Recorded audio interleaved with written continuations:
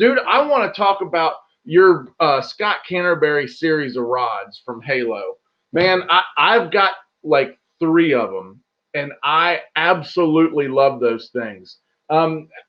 Give me just a little background, like how did this whole idea start about you having like your own rods that you designed, and what were you looking for when you did them?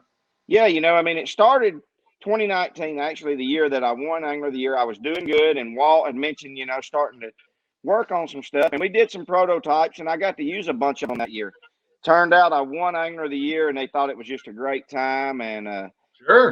between Walt and Justin's help, I mean, everybody really helped me go the direction that we went. I was using all titaniums at that time, which I still love them and I still like. I still use some of them. I do But too. Justin was like, man, he said, we'll do whatever you want. We're going to cater to what you want. If you want to do a rod that's high end and it'd be a $300 rod over the titanium, we can do that. And we Mhm. really talked about it and being able to focus more on a rod that was affordable for the high school angler and the college angler, and to get it Yep. in more people's hands. We went with a $129 series rod, and man, it's been great.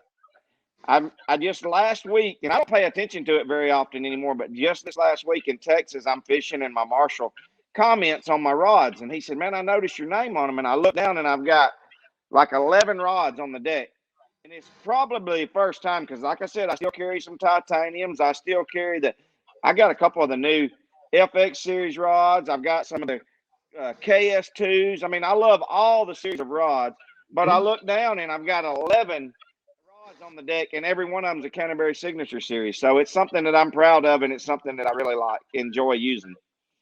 So when you did that, did you just do like a basic?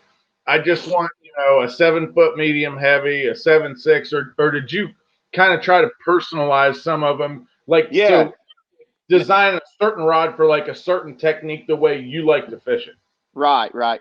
Well, he had a couple prototypes that Walt was working on, like a 7 foot cranking rod, and I really liked it, And I said, well, hey, let's just do this, and we'll change some cosmetics on it and make it my series. It was one that we was working on then, and it was one that I mean, I really liked it. It was one that they had, but then specific needs, I mean, I helped design with the krypton or with the titanium. I helped design that X medium heavy rod for a swim jig rod, and Mhm. then you and some other guys really liked that rod, but wanted it in a shorter version for a chatterbait and stuff. Mhm.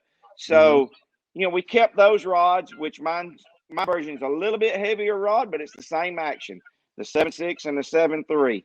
And then I wanted like one to pitch a P70, a popar, a walking bait. Actually, in Texas, I was throwing a little prop bait on a 610 rod with a little bitty short handle. And man, Mhm. that rod has paid dividends for me this year, especially. I designed that rod for throwing square bills, like a bigger square bill up shallow, just short target casted. I caught Yep. every fish I weighed in. I finished 13th or 14th at Fort Loudon Tellico. I caught every fish I weighed in on that rod there.